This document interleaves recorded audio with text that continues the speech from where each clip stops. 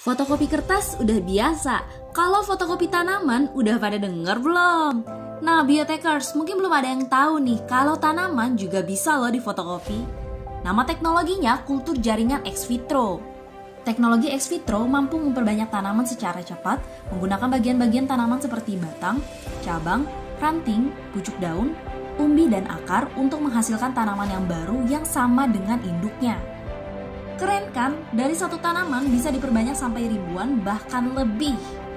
Nah, inilah salah satu yang dilakukan di Balai Bioteknologi BPPT untuk meningkatkan perekonomian bangsa dan mendukung kemandirian petani di Indonesia dengan mengubah high teknologi menjadi teknologi sederhana.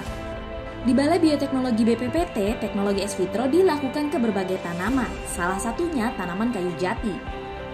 Tanaman kayu jati dipilih untuk di ex vitro karena merupakan salah satu jenis kayu potensial yang mendapat prioritas untuk dikembangkan di Indonesia.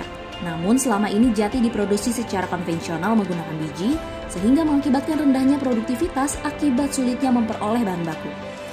Untuk itu, dibutuhkan ketersediaan sumber kayu jati yang berkelanjutan, serta bibit terbaik yang dapat tumbuh dengan cepat. Dalam menerapkan teknologi ex vitro, hal pertama yang perlu dilakukan adalah memilih tanaman induk yang berkualitas dan juga bebas hama penyakit. Pada tanaman jati, dilakukan dengan memilih bagian tanaman yang sudah memiliki pucuk, agar nantinya tanaman bisa tumbuh lebih cepat dan menghasilkan tanaman baru yang utuh.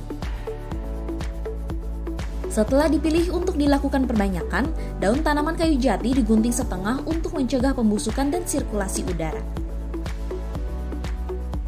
Sebelum siap ditanam ke media tanam, bagian tanaman yang sudah digunting tadi harus disterilisasi dengan direndam fungisida dan bakterisida selama kurang lebih 10 menit.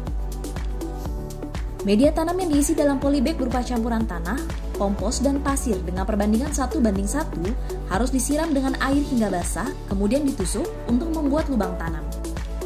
Nah, salah satu yang paling penting dari proses ini adalah memberikan formula induksi akar, yakni Bioroot, inovasi dari Balai Bioteknologi. Pengaplikasiannya cukup merendam sedikit ujung batang selama 10 detik, barulah kemudian tanaman ditancap di media tanam. Jika semua sudah tertanam, selanjutnya cukup disimpan di dalam inkubator selama 2-3 minggu. Setelah 2-3 minggu, tanaman yang dilakukan perbanyakan tadi sudah tumbuh akar dan daun baru seperti ini. Jika sudah seperti ini, saatnya penyesuaian lingkungan dengan dibawa keluar inkubator, namun tetap berada di dalam naungan Paranet Greenhouse selama 1 minggu. Barulah jika sudah 1 minggu, selanjutnya bisa dilakukan adaptasi di area terbuka yang terkena matahari langsung, dan tanaman sudah siap untuk ditanam di lapangan. Gimana biotekers? Mudah, sederhana, dan cepat kan?